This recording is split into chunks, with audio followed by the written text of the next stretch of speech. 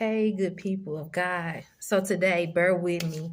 I want to describe how God can use anything to minister to you, right? So yesterday I was at work and we have this machine that's hooked up to our computers because of course I work in the medical field, right? And so when we have certain things like EKGs or just like patient information or medical records that has to go directly into the chart, we use this thing called a scanning process, where it's this scanning machine that's set up to our computers. And I didn't really pay attention to the process of it till yesterday. So when we scan the paper into the patient's chart and we're done with the process, it says discard. Once we discard it, we can either save it or keep attachment. But what they told us to do is to discard and keep the attachment. And God said this is exactly what we call the narcissist this day and age does. The devil uses them to do this to us, to discard us and keep the attachment. So I have a couple scriptures and some revelation that God gave me, right? So in Matthew 12:44, the New International Version, it says, I will return to the house I left. When it arrives, it finds that the house has been unoccupied. And so God said that the enemy uses the people in our lives we call narcissistic to discard us and keep the attachment. And keeping the attachment is the trauma bond.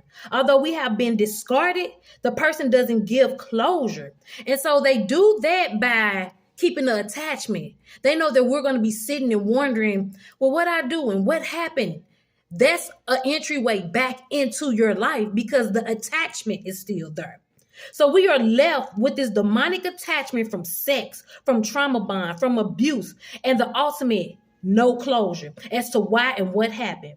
Being a nurturing, empathetic person, a loving person, a beacon of light that we are, we want to know what we did, what did we do wrong, and how did it go left. But them being used by the enemy, knowing that ghosting us will be their leverage to get back into us, to come back into the house that they left, that they marked, that they said that they will come back to because it's unoccupied. Because guess what? They know more about us than we know about ourselves because they study us, right? And so once they come back, God said, do not ruminate over the discard. Get rid of the attachment by seeking his face, praying, worshiping, reading, filling your physical house, which is your body, with him. Don't just sweep it out. He said, clean it out. He said, because in Psalms 51:10, Jesus said, I will cleanse you from all impurities and from all idols. How many can testify and be honest and admit that you had this person in your life as an idol? You eat, slept, and bred that person. You know what I'm saying? And so God says he has to clean it out because guess what? When we sweep the house, it still leaves residual dust and all that. And what we got to do? We got to come through and we have to clean the house. We have to come through and mop it to get up all the residue of the dirt. So when the enemy fled us and left us to discard us, but we still kept an attachment, when he comes back to that house and he see that it's unoccupied, which I had to learn when I first got discarded. I didn't know what I was going through. All I know is that the discard had already cleaned me out because I wasn't with this person anymore, but yet I was still sitting up crying.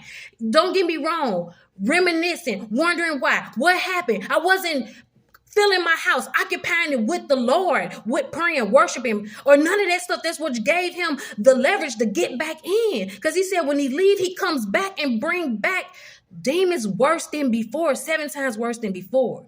And while he discarded you, he already had the next victim in mind, right? So whatever or whoever he had after you, whatever toxic traits, whether good or bad they had on them, he collected them. So when he came back, he didn't see that your house was occupied. But guess what? God said occupy it because he wants us to get rid of the attachment. Once they discard, we getting rid of the attachment. We're not holding on. We're not reminiscing. And I know it's easy to say. Because to clean your house really means to get in there, to get all the residual things out. And we fill it up with the things that's going to motivate us, that's going to push us to our future, that's going to shape us into what we're supposed to be.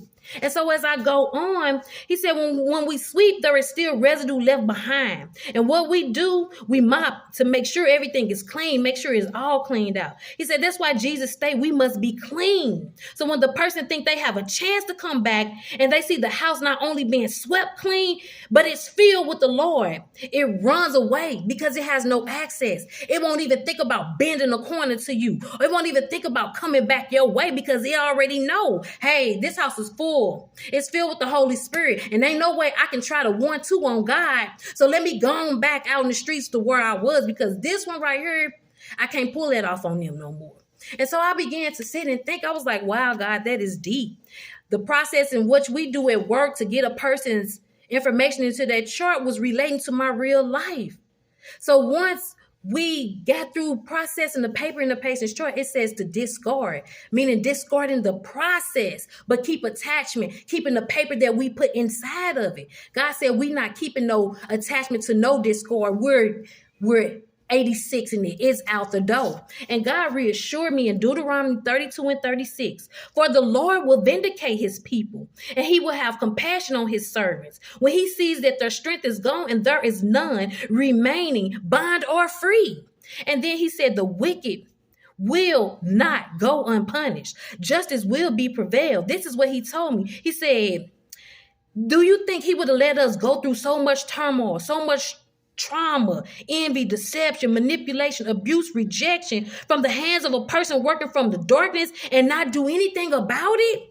God said, just be still and know that he is God. Know that he is God.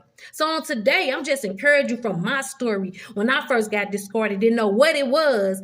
I wasn't filling my house with the Lord. I was crying, wondering what happened. You know what I'm saying? The house might have been swept because he wasn't there, but it wasn't clean because I wasn't feeling myself, using that time and that space to occupy with the things of the Lord so it wouldn't even think about coming back. But now I know. And since I know, and since God gave me a revelation, I thought, well, maybe let me tell somebody else so that you can be free. We're getting rid of the attachment and fill your house with the things of the Lord. So on today, we're getting rid of the attachment. Have a blessed day.